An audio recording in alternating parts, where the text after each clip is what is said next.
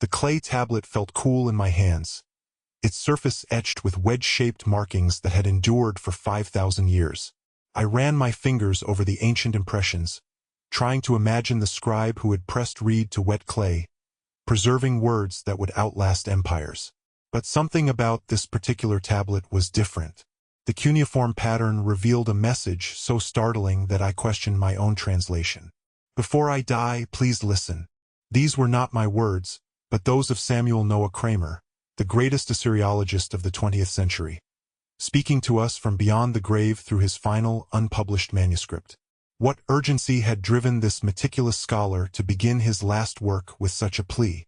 What had he discovered about the Sumerians, humanity's first civilization, that was so important, so alarming that it required this desperate final warning? I placed the translation notes back in the acid-free folder and looked around the dim university archive. Outside, rain lashed against the windows, isolating me further in this tomb of knowledge. 7 decades of Kramer's work surrounded me. Translations of love poems, epic tales, medical texts, astronomical observations. The man who had titled his autobiography History Begins at Sumer had spent his life convincing the world that Western civilization began not in Greece or Rome, but in ancient Iraq among a people who had invented writing, built the first cities, and mapped the stars with astonishing precision. Yet his final manuscript suggested something far more unsettling: that the Sumerians had possessed knowledge they should not have had. Knowledge that defied conventional archaeological understanding. Knowledge that, if Kramer was right, would force us to reconsider not just the timeline of human civilization, but perhaps the very nature of human origins. And then, most disturbing of all, Kramer believed this knowledge contained a warning, one intended not just for his academic peers, but for all of humanity. A warning that, after 5,000 years of silence, might have finally come too late. What I discovered in those pages would take me from the marshlands of southern Iraq to the hidden chambers of the world's greatest museums, from satellite imagery of ancient waterways to microscopic analysis of clay particles. But most importantly, it would lead me through the remarkable life of Samuel Noah Kramer himself, a journey that began in Ukraine in 1897 and ended in Philadelphia in 1990, spanning a century that saw humanity reach unprecedented technological heights while simultaneously developing the capacity for its own extinction. This is the story of that warning, and why we need to listen. Samuel Noah Kramer was born in Zashkiv, Ukraine in 1897, when the mystery of the Sumerians was still relatively fresh. Less than 50 years earlier, in 1853, archaeologists had discovered the first Sumerian tablets, though they couldn't yet read them. For centuries, humanity had forgotten its first civilization entirely, an amnesia so complete that even the name Sumer had vanished from human memory until the mid-19th century. The Kramer family emigrated to Philadelphia when Samuel was 9 years old. As a child in America, he initially showed no interest in ancient history, instead focusing on Hebrew studies and secular literature.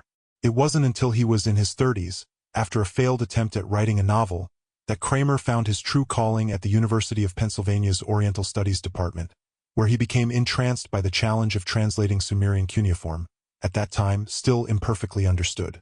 "I stumbled into Sumer by accident," he once wrote, "but I stayed by choice." That choice would define his life.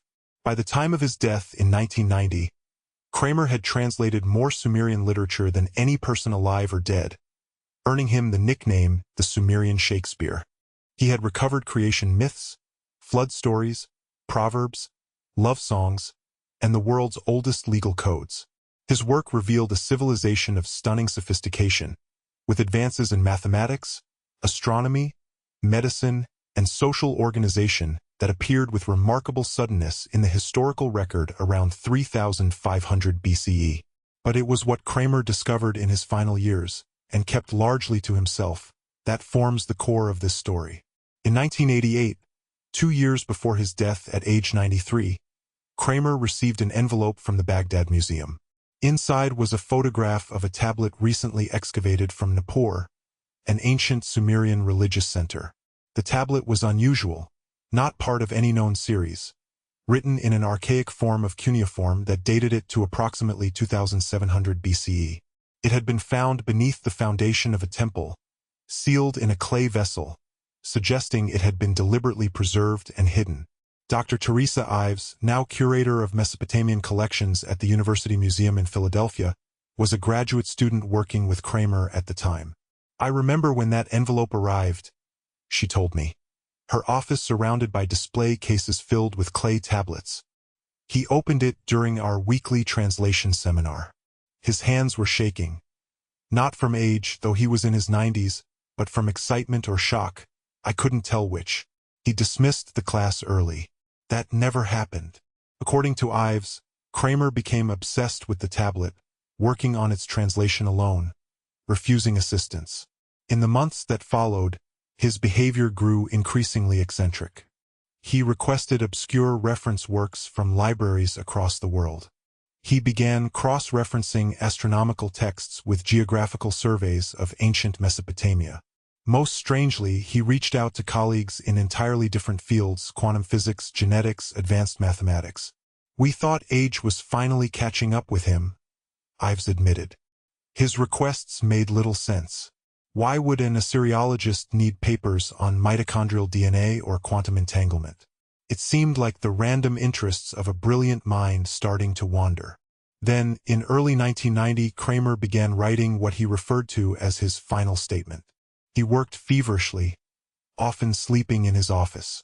The manuscript grew to over 200 pages. But before he could complete it, Samuel Noah Kramer suffered a stroke. He died 2 weeks later, leaving his final work unfinished and unpublished. The manuscript, titled simply "Before I Die, Please Listen," was filed away in the university archive, an odd footnote to an otherwise distinguished academic career. The scholarly community, while respecting Kramer's immense contributions, generally attributed the document to the decline of an aging mind. After all, its claims were extraordinary, and extraordinary claims require extraordinary evidence. But what if Kramer was right? What if his decades of immersion in Sumerian texts had allowed him to see connections that others missed? What if the founder of Sumerology had discovered something so profound, yet so disturbing, that even he struggled to fully articulate it? 3 decades after Kramer's death, I found myself drawn to this mystery.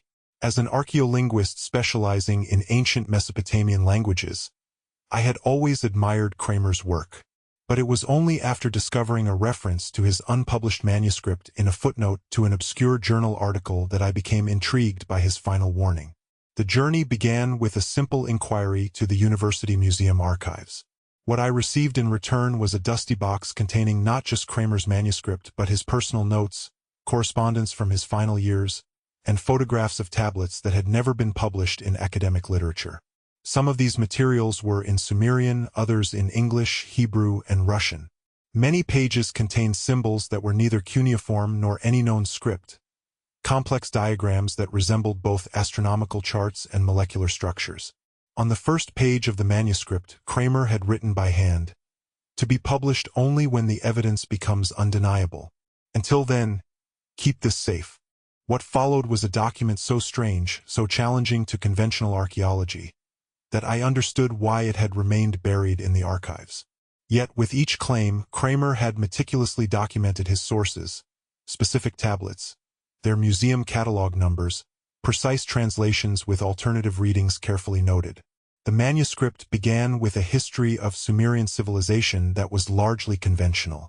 The Sumerians had emerged in southern Mesopotamia, modern Iraq, around 4,500 BCE, developing the world's first cities, the first writing system, the first legal codes, the first schools, the first literature. They had invented the wheel, the plow, the sailboat, the beer brewing process. They had created sophisticated mathematics, including the 60-minute hour we still use today. But then Kramer's narrative took a sharp turn into more controversial territory. He argued that certain Sumerian texts contained knowledge that should have been impossible for an ancient civilization to possess. Knowledge that, in some cases, modern science has only recently confirmed. 3 claims in particular formed the core of Kramer's warning. First, that Sumerian astronomical texts describe details of our solar system that were unobservable without advanced technology, including accurate descriptions of Uranus, Neptune, and Pluto, planets that would not be discovered until thousands of years later.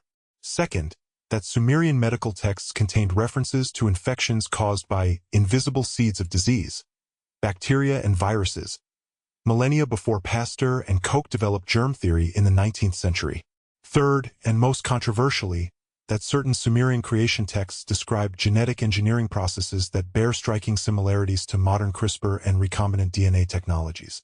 These claims would be easy to dismiss as mistranslation or misinterpretation if made by anyone other than Samuel Noah Kramer, arguably the greatest Sumerian translator who ever lived. And if he hadn't documented his evidence so thoroughly, I needed to verify his sources to see these tablets for myself. This would not be easy. The tablets Kramer cited were scattered across museums in Baghdad, London, Paris, Berlin, Philadelphia, and Yale University. Some were well-known, others obscure. And at least 3, including the Nippur tablet that had so affected him, seemed to have disappeared entirely from institutional catalogs. My search would eventually lead me to Sidney Kelly, a former intelligence analyst specializing in ancient languages, who had been quietly tracking the same mystery from a different angle. Together, we would uncover a pattern more disturbing than either of us anticipated. But first, I needed to understand why Kramer's claims about Sumerian astronomical knowledge were so extraordinary. The Sumerians were humanity's first astronomers. By 3000 BCE, they had identified 5 planets visible to the naked eye: Mercury, Venus, Mars, Jupiter, and Saturn. They tracked their movements against the background of fixed stars with remarkable precision, recording their observations on clay tablets. But Kramer claimed they knew more, much more. In his manuscript, he cited a fragmentary tablet from the Kuyunjik collection in the British Museum, catalogued as K.8538. The tablet, dating to approximately 2700 BCE, contains what appears to be a list of celestial bodies associated with the god Enki. Conventional translations had interpreted these as poetic descriptions of visible planets and stars. But Kramer, applying his unparalleled knowledge of Sumerian vocabulary and context, offered a different reading. One passage, which he translated as Enki's distant dwelling, cold blue hunter beyond the shepherd star, had traditionally been thought to describe a bright star or asterism. Kramer, however, argued that this was a reference to Uranus, a planet not visible to the naked eye and unknown to humans until William Herschel discovered it in 1781 CE. His evidence? The text precisely described Uranus's distinctive blue-green color, its position beyond Saturn, the shepherd star in Sumerian astronomy, and even alluded to its axial tilt with a phrase that could be translated as the rolling hunter, or the hunter who lies on his side. Dr. Marcus Thompson, director of the Parker Astronomical Institute, initially dismissed this interpretation when I presented it to him. "It's a coincidence," he said. "Ancient texts are full of poetic language that can seem prescient if you're looking for patterns." But as we examined Kramer's complete translation together, Thompson's skepticism wavered. "The problem," he admitted after several hours, "is that there are too many accurate details clustering together. They correctly describe the color, relative position, and most troublingly, the unique rotational orientation of Uranus. The probability of getting all these right by chance is, well, astronomically small." Even more compelling was Kramer's translation of another section of the same tablet, which referred to Enki's farthest sentinel, the Dark Wanderer. The text described this object as small, dark, and following an inclined path of great duration. Kramer believed this was a reference to Pluto, discovered only in 1930, 60 years before he wrote his manuscript. "What's remarkable here," Thompson noted, "isn't just that they might have known about Pluto's existence, but that they accurately described its highly inclined orbital path relative to the other planets, something that makes Pluto unique in our solar system and was only confirmed with modern telescopes. But how could the Sumerians have known about planets invisible without telescopes? Planets that orbit so far from Earth that they appear as nothing more than faint stars even through early telescopes."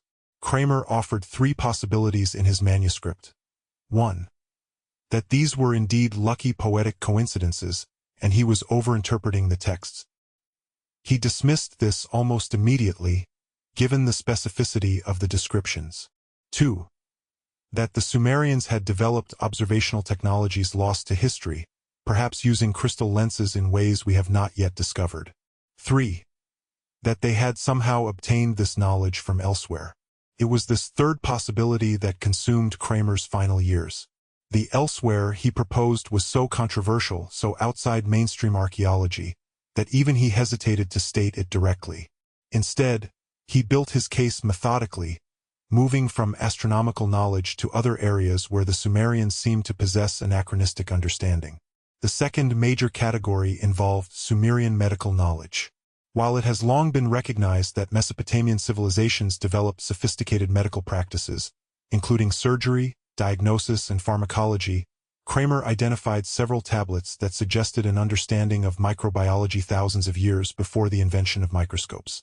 A tablet from Nippur, UM 29-13-542, contained what appeared to be a dialogue between a physician and his student. One passage, traditionally translated as referring to evil spirits causing disease, was rendered by Kramer as, "The smallest seeds of disease cannot be seen by the eye, yet they enter the body through water, air, and touch, multiplying within like barley in a warm, moist field." Another tablet described treatments for infected wounds that included substances we now know have antibacterial properties, with instructions to drive out the invisible worms that devour flesh. The text specified that these treatments should be prepared with ritually clean hands and instruments, effectively a sterile procedure. Dr. Sophia Klein, a medical historian at Johns Hopkins University, reviewed these translations at my request. "What's striking is not just the concept of invisible pathogens," she explained, "but the understanding of how they transmit and replicate. The comparison to seeds germinating in suitable conditions shows a rudimentary but essentially accurate model of bacterial reproduction. Even more impressive is the apparent understanding of different transmission vectors, water, air, and direct contact, which aligns perfectly with how we now categorize disease transmission." But it was the third category of anomalous knowledge that formed the core of Kramer's warning, and the aspect that seemed to disturb him most deeply. In his analysis of certain Sumerian creation texts, particularly fragments of what scholars call the Eridogenesis, Kramer found descriptions of what appeared to be genetic manipulation. The conventional translation of these creation stories depicts the gods fashioning humans from clay. But Kramer argued that the specific Sumerian terms used, particularly the verb shurim ti, to mold, and shurin jin, to design or engineer, carried technical connotations that had been missed by other translators. In one crucial passage, the goddess Ninmah is described not simply creating humans but binding essence to essence, and weaving the thread of life into new patterns. The text uses specialized terminology that appears nowhere else in Sumerian literature except in contexts involving weaving complex patterns for textiles and architectural design. Dr. Tyler Ingram, a geneticist at the Cambridge Institute for Medical Research, was stunned when I showed him Kramer's translations. "The language is metaphorical, obviously," he said, "but the concepts being described bear an uncomfortable resemblance to genetic recombination techniques. They're talking about taking essence, what we might call genetic material, from different sources and combining them to create new forms. That's essentially what we do with recombinant DNA technology." Most disturbing was a passage Kramer translated from a fragmentary tablet he identified only as Text X, one of the three sources that seems to have disappeared from museum collections. According to his notes, this tablet contained instructions for a purification ritual for those born of altered essence, which included descriptions of physical abnormalities consistent with failed genetic hybridization. The tablet allegedly concluded with a warning. "The gods have decreed, essence shall not be bound to unlike essence. Those who break this law bring doom upon all." If Kramer's translations were accurate, the Sumerians possessed knowledge of astronomy, microbiology, and genetics that far exceeded what should have been possible given their technological development.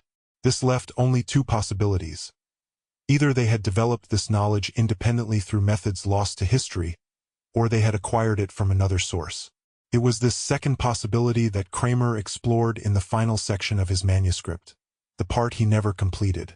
The trail led to Sidney Kelly, a linguistic specialist who had worked for various intelligence agencies before transitioning to academic research. I located her through a citation in a paper about anomalous linguistic patterns in early Sumerian texts. After several email exchanges, she agreed to meet at a cafe in Cambridge, Massachusetts. Kelly was not what I expected. In her early 50s with silver-streaked dark hair and alert eyes, she carried herself with the composed awareness I'd seen in combat veterans, someone accustomed to assessing threats. "You're not the first person to ask about Kramer's final work," she said after we ordered coffee. "But you're the first who's actually read the manuscript." She explained that she had become interested in the Sumerians through her work in cryptolinguistics, the study of language patterns for intelligence purposes. In 2003, during the Iraq War, there was concern about artifacts being looted from museums, she said. I was assigned to help identify high-priority items that might appear on the black market. That's when I noticed the pattern. The pattern, according to Kelly, was that certain Sumerian tablets had been selectively removed from museums and private collections over the previous decades, not randomly, as would be expected from ordinary theft, but systematically. The missing tablets all shared common characteristics. They dated from the earliest period of Sumerian writing, 3300 to 2800 BCE, contained astronomical or technical information, and many came from a specific archaeological stratum in cities like Eridu and Nippur. It wasn't ordinary looters, Kelly said. This was targeted. Someone was removing these specific tablets from circulation, from museums, universities, private collections. Sometimes they took the originals, sometimes they substituted copies with subtle alterations in the text. Who would do that? I asked. And why? That's the question that got me pushed into early retirement, she replied with a thin smile. But not before I found connections to a group that's appeared throughout history under different names. Today, they call themselves the Custodians. According to Kelly, the Custodians were not a conspiracy theory or secret society in the conventional sense, but rather a loose network of individuals and families who had appointed themselves guardians of certain historical knowledge. Knowledge they believed was dangerous if widely understood. They don't have membership cards or secret handshakes, she said. They're scholars, museum directors, wealthy collectors, politicians, people in positions to control access to archaeological information. They've existed in some form since at least the Renaissance, possibly earlier. Kelly believed that Kramer had encountered this group in the final years of his life, that they had reached out to him after learning of his interest in the anomalous Nippur tablet. I found correspondence, she said, sliding a folder across the table. Letters between Kramer and a Dr. Edward Marsden of the Historical Continuity Foundation from 1989. They're carefully worded, but reading between the lines, they're trying to dissuade him from pursuing his research. First with professional concern, then with warnings about his reputation, and finally, well, see for yourself. The final letter, dated 3 months before Kramer's death, contained a paragraph that sent a chill through me. Consider, dear colleague, the responsibility that comes with revelation. Some truths, once spoken, cannot be unheard. Some doors, once opened, cannot be closed. Before proceeding, ask yourself not whether your translations are accurate, I have no doubt they are, but whether humanity is prepared for their implications. It was signed, "In the service of continuity, M." Do you think they threatened him? I asked. Kelly shook her head. I don't think they needed to. Kramer was struggling with the same question they posed. Whether humanity should know what he had discovered. That's why his manuscript begins with, "Before I die, please listen." He was torn between warning us and protecting us. Over the next several months, Kelly and I followed the threads of Kramer's research. We tracked down tablets mentioned in his notes, comparing his translations with conventional readings. We consulted specialists in astronomy, medicine, genetics, and archaeology. We attempted to locate the 3 missing tablets, including the mysterious Text X, without success. What emerged was a picture both more complex and more disturbing than either of us had anticipated. The conventional history of human civilization depicts a gradual, plodding progress from simple hunter-gatherer societies to complex urban civilizations. But the archaeological record tells a different story, particularly regarding the Sumerians. Their civilization emerged with remarkable suddenness around 4000 BCE, already possessing writing, sophisticated mathematics, complex irrigation systems, and monumental architecture. This Sumerian leap has long puzzled archaeologists. Kramer's translations suggested an explanation, one hinted at in the Sumerians' own origin stories. Their texts repeatedly described their civilization as having been given to them by beings they called the Anunnaki, usually translated as those who came from heaven to earth. Traditional scholarship interprets these stories as typical ancient myths attributing cultural advances to gods. But what if the Sumerians were attempting to describe something real, not gods in the religious sense, but visitors who brought knowledge from elsewhere? "I'm not saying it was aliens," Kelly said with a wry smile during one of our research sessions. "But these texts describe the transfer of specific technologies and knowledge systems from the Anunnaki to early humans. The level of detail is striking. They don't just say, 'The gods taught us farming.' They describe specific techniques for irrigation, selective breeding of grain, metallurgy, mathematics, and medicine, often with technical vocabulary that appears nowhere else in the literature." The most controversial of all Sumerian texts, and the one at the heart of Kramer's warning, was what he called the prohibited text, his translation of its original Sumerian title. According to his notes, this composition existed on several tablets, including the missing text X. It described a catastrophic event in humanity's distant past, an event that occurred when, as Kramer translated it, those who made the essence of life attempted to remake it. The text apparently described early genetic experiments conducted by the Anunnaki that created hybrid beings, followed by an ecological or biological disaster that nearly extinguished all life in the region. This disaster was portrayed not as divine punishment, but as the natural consequence of binding essence to unlike essence, manipulating genetics beyond certain boundaries. If Kramer was right, Kelly said, this text wasn't mythological. It was historical, a warning from the distant past about the dangers of genetic experimentation beyond certain boundaries. A warning based on actual experience. The parallels to modern genetic technologies were difficult to ignore. Since the discovery of DNA structure in 1953, humanity has developed increasingly sophisticated methods for manipulating genetic material.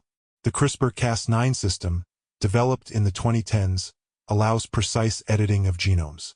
Scientists have created hybrid animal embryos, synthetic bacteria with man-made DNA, and genetically modified organisms of increasing complexity.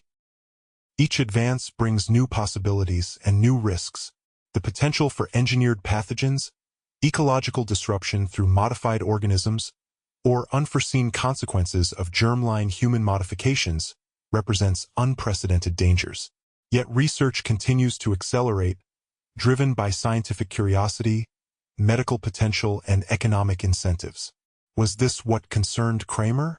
Was his final warning an attempt to transmit a message from the Sumerians across 5,000 years, that we were approaching the same dangerous threshold they had crossed? The question led us to the most enigmatic aspect of Kramer's manuscript, a series of coordinates scattered throughout his notes, often written in margins or on the backs of pages. When mapped, they formed a pattern across southern Iraq, concentrated in areas that had once been the Sumerian heartland. Some corresponded to known archaeological sites like Uruk, and Eridu. Others pointed to locations that had never been excavated. And 5 formed a perfect pentagon around a central point in the marshlands where the Tigris and Euphrates rivers meet, an area that had been drained under Saddam Hussein's regime but has since been partially reflooded. "We need to see what's there," I said after we plotted the final coordinate. Kelly looked skeptical. "Southern Iraq isn't exactly a tourist destination at the moment." "We don't need to go physically," I replied. "Not at first, anyway." Using satellite imagery and geographical information systems, we examined the locations Kramer had identified. Most showed nothing unusual, just desert, marshland, or small modern settlements. But the central point of the Pentagon revealed something strange. A perfectly circular pattern in the vegetation, approximately 150 meters in diameter, visible only in certain spectral ranges. "It could be natural," Kelly said, though she didn't sound convinced. "Circular patterns can form in wetlands due to soil composition or water chemistry." "Perfectly circular?" I countered. with 5 equally spaced sites around it in a perfect pentagon? We needed more information, but obtaining ground-level data from a remote marsh in Iraq presented obvious challenges. Fortunately, Kelly's former intelligence connections proved useful. She arranged for a local archaeological survey team to visit the site under the pretense of a wetland restoration study. 2 weeks later, we received their preliminary report, along with soil samples and photographs. The circular pattern was not visible at ground level, but the soil composition was unusual, containing high levels of vitrified silica and metallic elements not typical of the region. More intriguingly, magnetometer readings showed a regular geometric structure beneath the surface, at a depth of approximately 12 meters. Whatever this is, Kelly said as we reviewed the data, it's not natural, and it's not recent. The sedimentation rate in this area would require thousands of years to bury something at that depth. The photographs included close-ups of surface fragments the team had collected, small pieces of what appeared to be a glass-like material with embedded metallic patterns. Preliminary analysis indicated it was not modern manufacturing. In fact, the composition was unlike any known ancient or modern material. "This is it," I said quietly. "This is what Kramer found, or what he was looking for. We need to get there ourselves," Kelly replied. "Whatever is buried at that site might contain the evidence he never had the chance to present." Arranging an archaeological expedition to southern Iraq was complicated but not impossible. Kelly's connections, combined with my academic credentials and a carefully worded research proposal focusing on early Sumerian irrigation systems, secured the necessary permits. 6 months later, we found ourselves in a small boat being poled through the restored marshlands of southern Iraq, the air filled with the calls of birds and the smell of water plants. Our guide, a local marsh Arab named Hassan, navigated the shallow channels with practiced ease. "My family has lived in these marshes for 30 generations, he told us in excellent English. "My grandfather always said there were secrets beneath the water, places the old gods hid their treasures." The treasure we sought was information, not gold or jewels. As we approached the coordinates at the center of Kramer's pentagon, the landscape appeared ordinary: reeds, water, small islands of firm ground. Nothing suggested the geometric anomaly we had observed in satellite imagery. We established our small camp on the nearest island of dry land and deployed ground-penetrating radar and underwater sonar equipment. For 3 days, we methodically surveyed the area, taking soil cores and water samples. On the 4th morning, our persistence was rewarded. "There's definitely a structure down there," said Dr. Mahmoud, our team's geophysicist, pointing to the radar display. "Circular, approximately 150 meters in diameter, with geometric internal divisions. The composition appears to be primarily crystalline, with metallic elements. It's like nothing I've ever seen. Not stone, not brick, not any traditional building material." "How old?" I asked. He shook his head. "The dating from surrounding sediment suggests at least 5,000 years, possibly much older. But that's problematic because the technology to create such a structure shouldn't have existed then. The precision of the geometry, the material composition, it's anachronistic." That afternoon, we sent down a camera attached to a submersible drone. The visibility was poor in the silty water, but as the camera descended through layers of mud, something began to emerge. A smooth, curved surface with faint patterns etched into it. "It looks like writing," Kelly said, leaning close to the monitor. "Not just any writing," I replied, my heart racing. "That's proto-cuneiform, the earliest form of Sumerian script. But the symbols are arranged in a pattern I've never seen before, almost like a circuit diagram," finished Dr. Mahmoud, "or a molecular structure." We spent the next week documenting as much of the structure as possible without excavation, which would have required far more resources than our small expedition possessed. We mapped its extent, photographed accessible portions, and collected samples of the unusual material when possible. On our final day, Hassan approached me as I was packing equipment. "I want to show you something," he said quietly. "Something my family has kept for many generations." From a waterproof pouch, he withdrew a small object wrapped in cloth. Carefully unwrapping it, he revealed a fragment of the same glass-like material we had been studying. But this piece was intact, not weathered by time. Embedded within it was a complex pattern of metallic lines and nodes that glowed faintly with an inner light. "This is impossible," I whispered. "It's generating energy somehow, after thousands of years." "My ancestors called it the Eye of Enki," Hassan said. "They believed it was a piece of the god's dwelling that fell from heaven. It has been passed down through my family since before Islam came to these lands." The object defied conventional archaeological understanding. It appeared to be a form of energy storage or transmission technology using principles we were only beginning to explore with quantum materials science. Yet here it was in the marshes of Iraq, apparently thousands of years old, still functioning. We returned to the United States with our data, samples, and photographs, though Hassan's family artifact remained with him, as he politely but firmly refused all offers to study it further. Analysis of our findings confirmed what we had suspected. The structure beneath the marshes represented technology far beyond what the Sumerians should have possessed. But what was it? A power source? A communication device? A repository of knowledge? Without full excavation, we could only speculate. And given the political situation in Iraq, such an excavation might be years or decades away. What we could confirm was that Kramer had been right. The Sumerians had possessed knowledge that defied conventional historical understanding.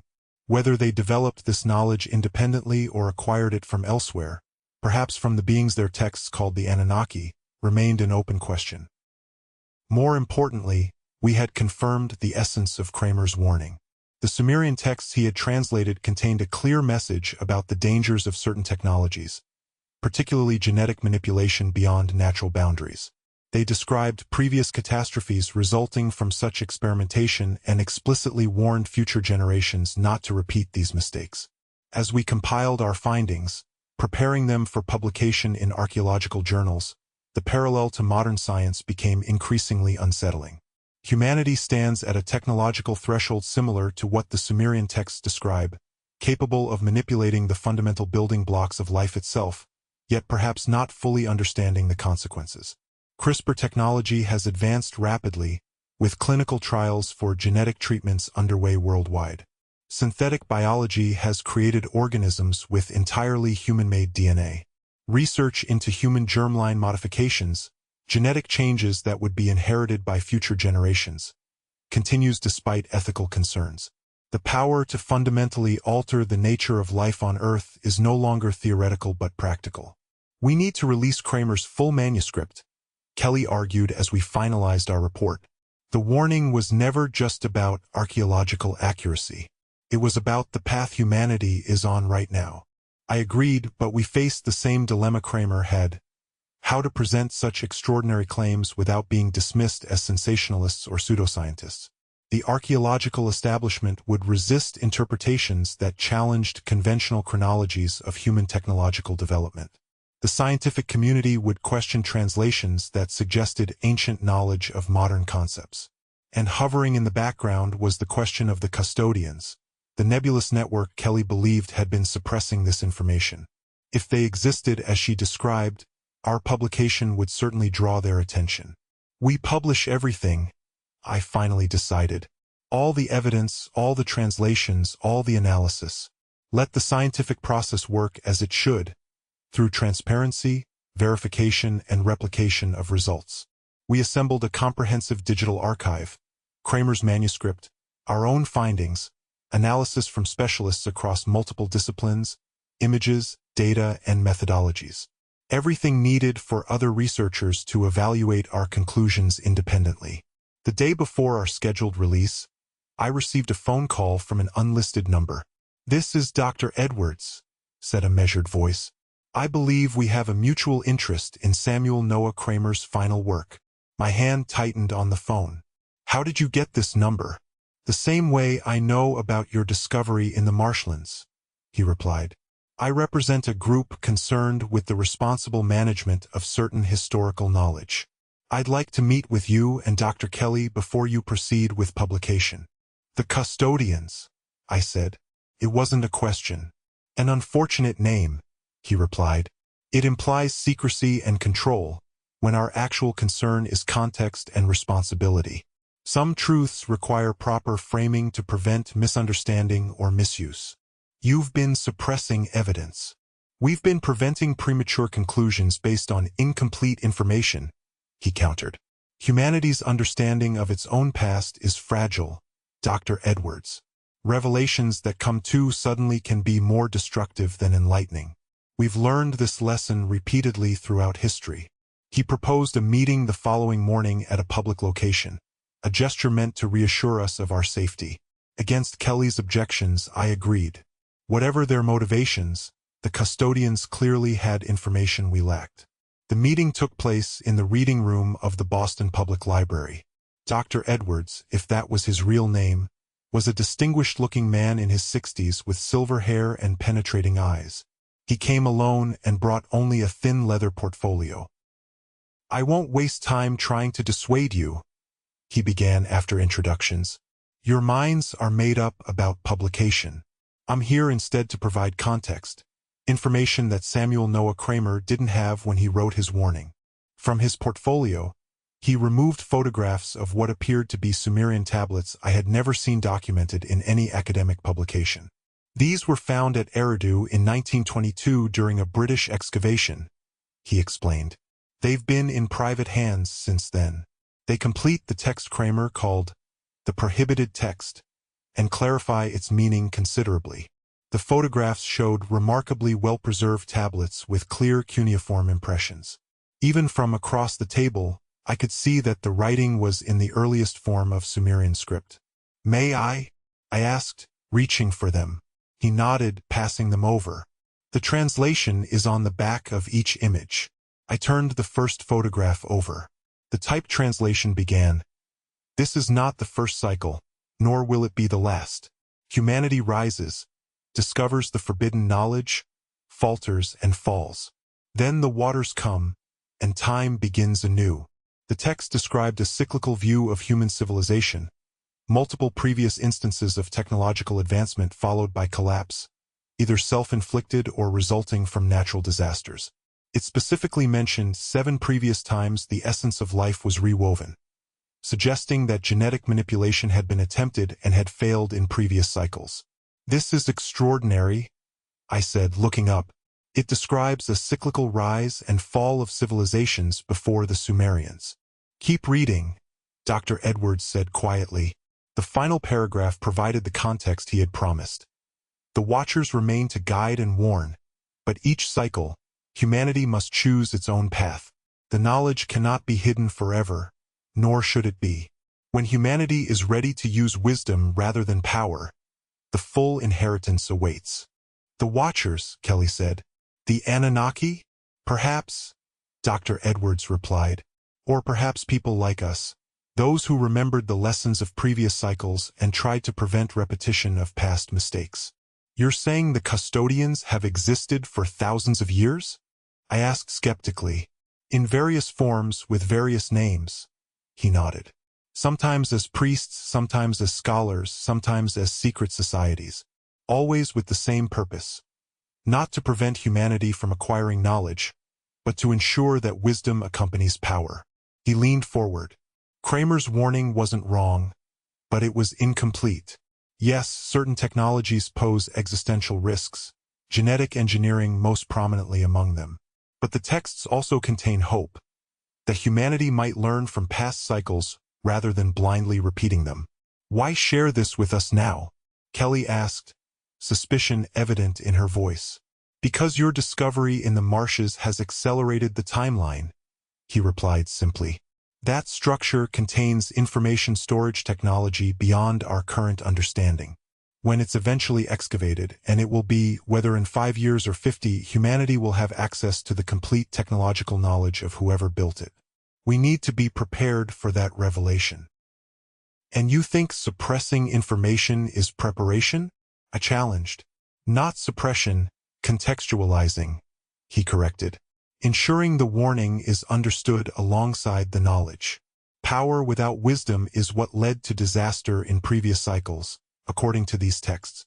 We're trying to break that pattern." Our conversation continued for hours, exploring the implications of what we had discovered and what it meant for humanity's understanding of its own past and future. Dr. Edwards did not ask us to withhold publication of our findings. He seemed to accept that the time for full disclosure had arrived. Instead, he offered additional materials from the custodian's private collections that would provide a more complete picture. In the end, we agreed to incorporate his materials into our publication, with full disclosure of their provenance. The resulting release, which included Kramer's manuscript, our findings from Iraq, and the previously unknown tablets provided by the custodians, created the academic earthquake we had anticipated.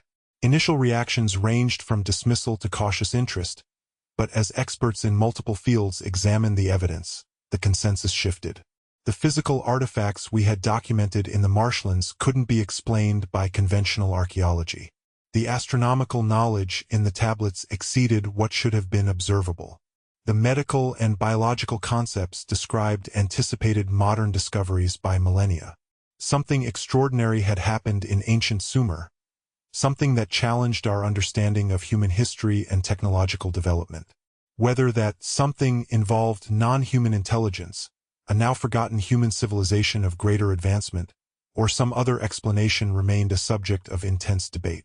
But beyond the archaeological controversy lay the core of Kramer's warning, one that resonated with increasing urgency in an age of accelerating technological power. The Sumerian texts described previous cycles where humanity gained the power to manipulate the fundamental building blocks of life, only to trigger disasters through overconfidence and lack of foresight. As modern genetic technology approaches similar capabilities, the warning from 5,000 years ago takes on new significance. It is not a call to abandon knowledge or technology, but to ensure that wisdom guides their application, to recognize boundaries that perhaps should not be crossed, or should be crossed only with the greatest caution. In the decades since Kramer's death, we have developed technologies he could scarcely have imagined. CRISPR gene editing, synthetic biology, artificial intelligence that can design new life forms, nanotechnology that can manipulate matter at the molecular level. We stand at a threshold of power over nature unprecedented in recorded history. Yet wisdom, ethical frameworks, and governance mechanisms lag behind these technological capabilities. We can now edit the human germline, making changes that will be inherited by all future generations, but we have not reached consensus on whether we should, or under what circumstances. This gap between capability and wisdom is precisely what the Sumerian texts warned against. It is what Kramer, in his final years, recognized with growing alarm. And it is what we, inheritors of both remarkable technological power and this ancient warning, must address. The discovery in the Iraqi marshlands continues to yield new insights as analysis of the materials and structures proceeds. International teams of archaeologists, physicists, and engineers are now planning a full excavation of the site, though political instabilities in the region have delayed the project. Meanwhile, genetic technology continues its rapid advance. CRISPR applications move from laboratories to clinics. Synthetic biology creates increasingly complex artificial organisms. The power to reshape life itself grows daily. Will we heed the warning that echoes across 5 millennia?